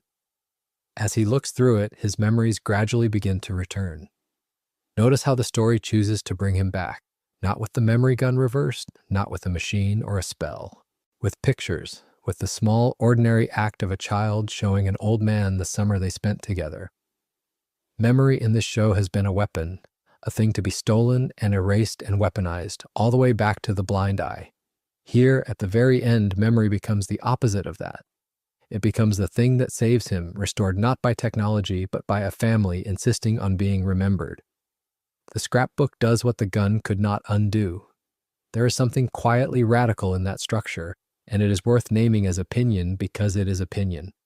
A lesser finale would have found a way to give Stan his mind back for free, to erase the cost as easily as it erased his memory. Gravity Falls very nearly does not. It lets him lose everything first. It makes us watch the family carry home a stranger. Only then, and slowly through the patient turning of pages, does it let him return.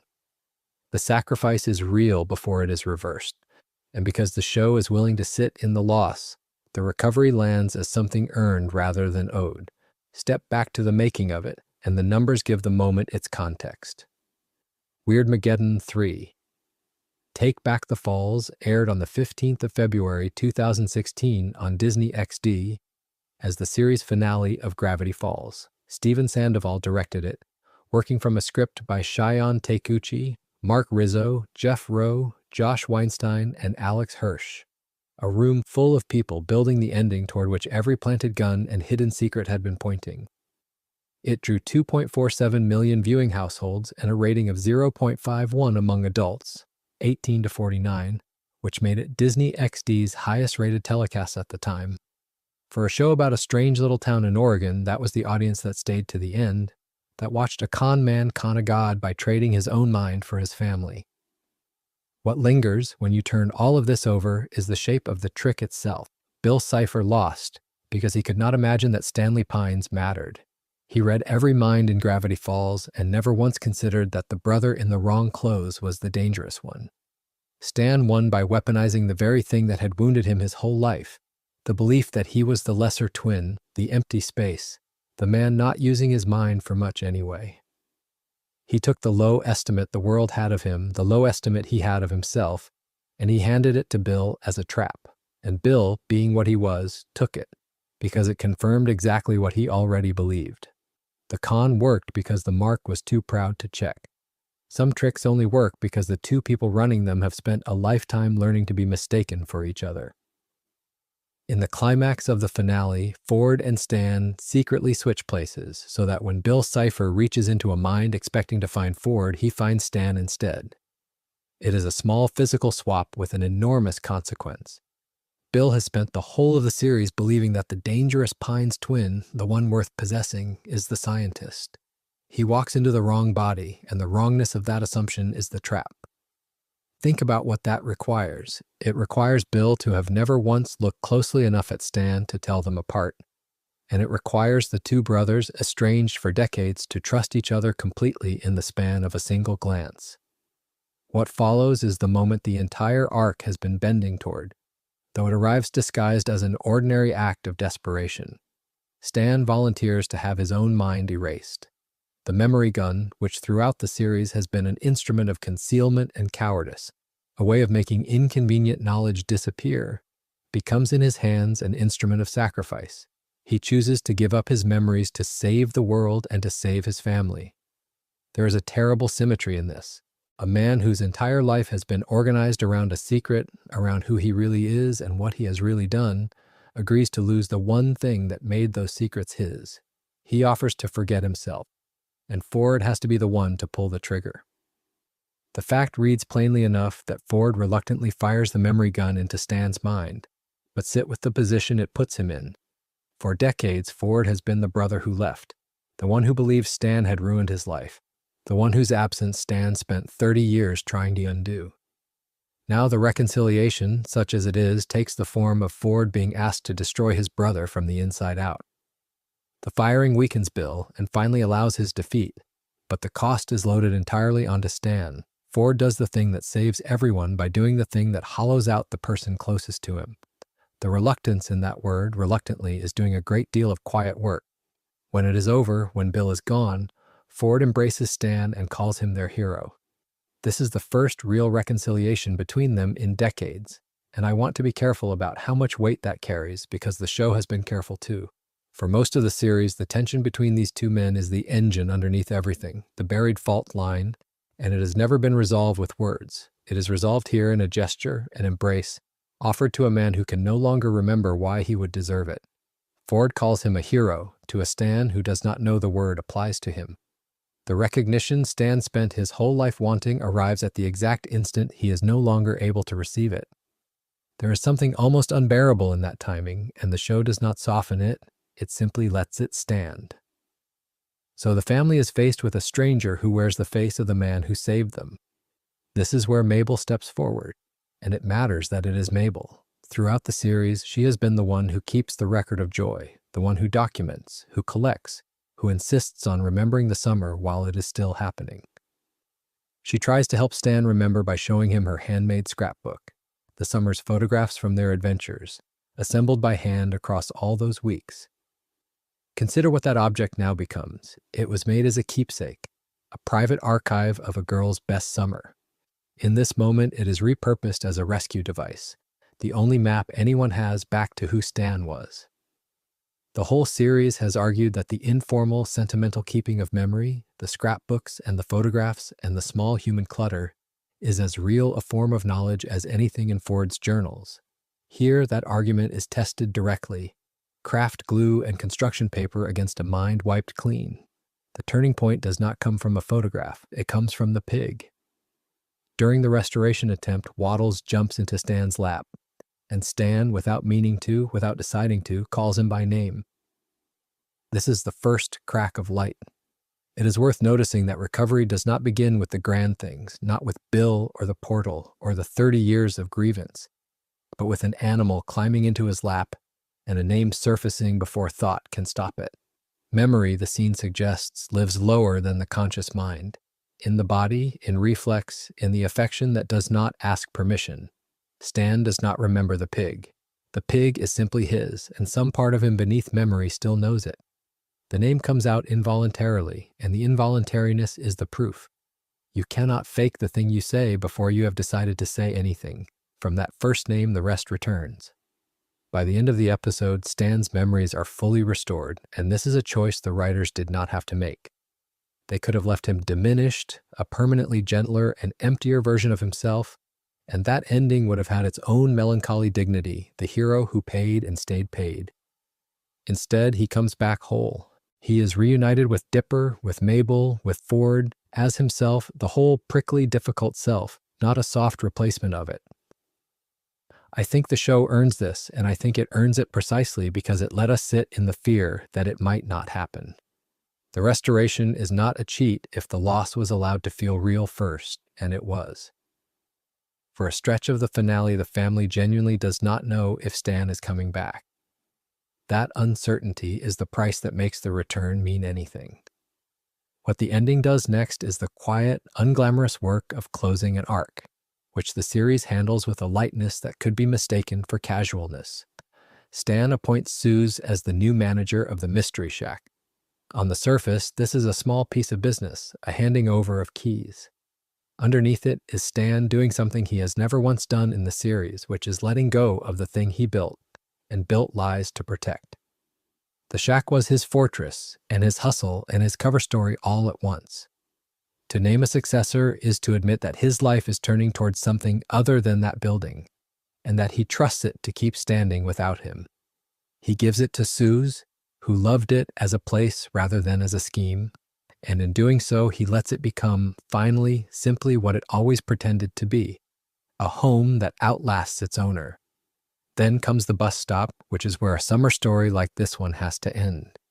The twins say their final goodbyes to Stan and Ford, to Seuss, to Wendy, to Candy, and Grenda, the whole assembled cast of the season gathered to see them off before they leave Gravity Falls. There is a formal completeness to that gathering, everyone who mattered standing in one place, that signals the show knows it is ending and wants to be honest about it. Nothing is being held back for a next time. This is the goodbye, and the characters are allowed to feel it as a goodbye. Within it, there is a smaller exchange that the series has been building toward with unusual patience. Wendy trades hats with Dipper and gives him a note. He does not read it there. He waits. And on the bus, already leaving, he opens it and reads the message. See you next summer. Those 4 words are the only line I will quote directly because they are given to us directly and they are doing something precise. They are not a promise of romance, and the show is too careful to pretend otherwise. They are a promise that the place is not lost, that the summer was not a single sealed thing but the first of a series, that leaving is not the same as ending. The hat trade makes it physical. Each of them carries a piece of the other out of the valley. It is a child's gesture and an adult's understatement at once, and it lands because Dipper waits to read it until the town is already behind him. The note is for the leaving, not the staying. And the last image the show gives us belongs to the 2 brothers. Stan and Ford finally build the boat they dreamed about as boys, the Stan O'War II, and sail off together on an adventure. I keep returning to how much is packed into that single choice of ending. The original boat was the shared dream of 2 children who then spent their adult lives being torn apart by everything that dream was supposed to protect them from. The whole tragedy of the Pines twins is the story of that boat never getting built, of the plan for a life together dissolving into grievance and exile and a locked basement full of secrets. To end on the boat is to say that the thing broken in childhood can be repaired in old age, not undone, not made as if it never happened, but repaired, rebuilt from the same longing that started it. They do not sail off young, they sail off old, with all the damage still in them, which is exactly why it means what it means. It is worth remembering, stepping back from the fiction for a moment, that this ending was a deliberate act of construction by a specific group of people. The 5 writers who built the finale and the director who shaped it chose every last beat of the ending on purpose. That matters because everything I have been describing, the swap that traps Bill, the memory gun turned from a coward's tool into a martyr's one, the pig who restores a man before the scrapbook can, the note read only once the bus is moving, was chosen. None of it is accidental. A room full of writers decided that the resolution of a decades-long fracture between two brothers should arrive as a wordless embrace offered to a man who could not remember his own name, and that the reward for the man who forgot himself should be to remember and then to sail. They decided that a show about secrets should end with the two people who kept the deepest ones finally having nothing left to hide from each other, and nowhere left to be except the open water they wanted before the world got complicated. That is how the finale closes his arc, not with the world saved, though the world is saved, but with the quieter thing underneath it. A man gave up everything he was to protect the people he loved, and the show, having taken it all from him, gave every last piece of it back, and then let him go do the one thing he had always meant to do. When the final episode of Gravity Falls aired, the people whose job it is to weigh these things reached for their highest words. Alastair Wilkins, writing for the AV Club, gave the finale an A, and he did not qualify it or hedge it. He called it plainly the perfect ending to the series. What is interesting about that judgment is the way he arrived at it. He described the finale as the series doing the thing it did most often when it was at its best, which was to be funny, emotional, beautiful, and terrifying in equal measure all at once, without any one of those modes canceling the others out. That is a difficult balance to hold for a single scene. To hold it across an entire finale and to have a critic notice that you held it is rarer than it sounds. Max Nicholson, reviewing the same episode for IGN, landed close to the same place from a slightly different angle. He gave the finale a 9 out of 10, and the thing he singled out for praise was not any single emotional beat, but a matter of architecture. He admired how the finale managed the sheer number of people it had to serve. He praised the way it kept balancing all the characters, never leaving anybody out of the fun. Think about what that requires of a story. By the end, Gravity Falls had assembled a town's worth of characters, each with a thread that an attentive viewer expected to see tied off, and the finale had to give each of them a moment without the whole thing collapsing into a roll call. Nicholson noticed that it did not collapse. That is a compliment aimed at the machinery underneath the emotion, and it is worth hearing alongside Wilkins, because the two reviews together describe a finale that worked on the level of feeling and on the level of construction simultaneously. Wilkins did not pretend the episode was flawless, and the place where he found a seam is a revealing one. The finale turns, near its climax, on Stan losing his memory, and Wilkins felt that the amnesia which followed the memory wipe was resolved a little too temporarily. The damage, in other words, was undone quickly enough that some of its weight leaked away. And yet, in the same breath, he praised the manner of the restoration. The way the old Stan was brought back, he called a perfect way to bring back the old Stan. So the criticism and the praise sit right next to each other, pointed at the same sequence. He wanted the wound to cost a little more, and he loved the healing. There is something honest in a review that can hold both of those at once, because that is often exactly how an ending feels from the inside. A mixture of relief and the faint wish that the relief had been made to wait. The audience answered in numbers, and the numbers were their own kind of verdict.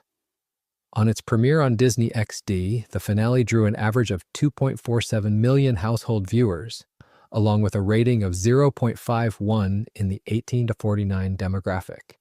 That made it the most watched telecast in Disney XD history up to that point.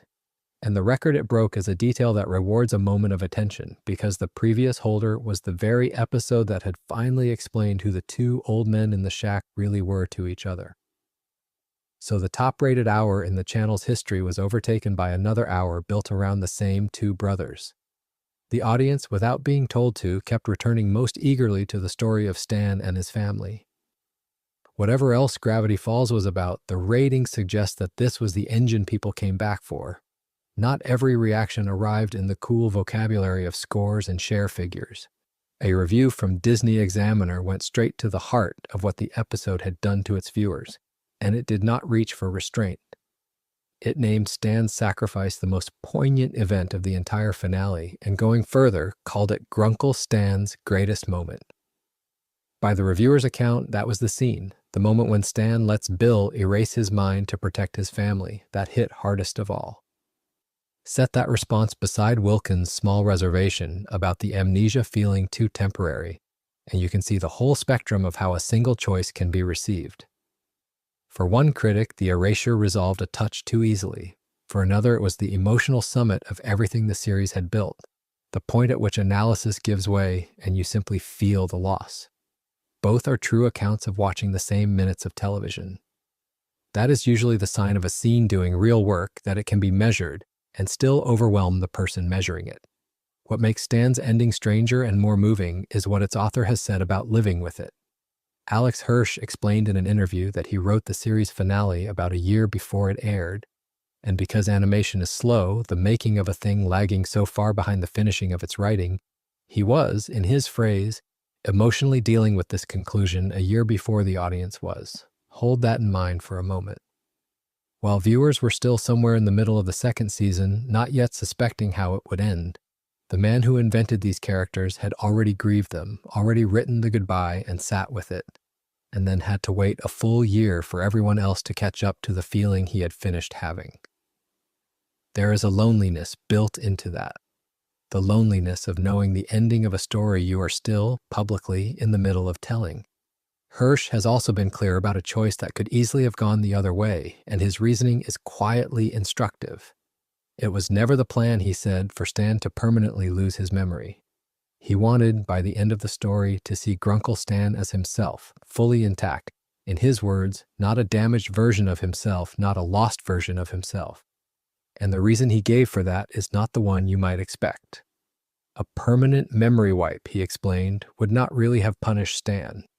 It would have punished Ford and Dipper and Mabel, the people left standing around a man who no longer knew them. To Hirsch, it mattered that the twins get a real goodbye with the uncle they actually knew, and not a hollow farewell to a stranger wearing his face. That is a writer thinking about grief from the outside in, understanding that the true cost of losing someone falls not on the one who is lost, but on the ones who remain to miss him. And then there is the most personal thing he has said about it, which reframes the entire ending in a single sentence. The moment when Grunkle Stan says goodbye to Dipper and Mabel is, for Hirsch, not only Stan's goodbye. That is me, he said, saying goodbye to Dipper and Mabel. The scene doubles. On the surface, it is an old man parting from the niece and nephew who spent a summer under his roof. And beneath it, at the same time, it is the creator parting from the characters he made and lived inside for years. He admitted that he still gets a little misty watching it, even now, even after having seen it something like 100 times. Think about what that number means. Not once in the tearful shock of a first viewing, but 100 times in edit bays and screening rooms and idle rewatches, with all the mystery of what happens next long since worn away, and the moment still finds him. A joke stops being funny by the 10th time you hear it. A goodbye that can still make its own author misty on the 100th is not really telling you what happens next. It is telling you what was true all along, that under the ciphers and the monsters and the mystery, the thing this show was building toward was the plain and unbearable fact of loving people and having to let them go. And so the whole of him comes into focus. A man who spent 30 years wearing his brother's name, running a tourist trap built on lies, selling wonder he did not believe in, all to fund a machine he could not explain to anyone. Grunkle Stan is a con artist, and the show never pretends otherwise. Yet every trick he pulls, every mounted jackalope and overpriced snow globe, points back toward the same quiet purpose. He is trying to bring someone home. Consider what it costs him. He gives up his own name, his own face in the eyes of the town, his chance to ever be thanked for the thing he actually did. He raises 2 children who are not his in any legal sense, and he loves them badly, and then he learns to love them well. The greatest liar in Gravity Falls turns out to be the one person keeping the most honest promise in it. That is why the ending lands the way it does. The mind that forgets everything is rebuilt, piece by piece, by the family that refused to let him disappear. And the last image the story leaves you with is not the portal, not the money, not the mystery. It is an old man on the deck of a small boat, sailing out past the edge of the map with his brother beside him, the water going gold in the late light. If you enjoyed this video essay, make sure to subscribe. Thanks for watching, and I will see you in the next.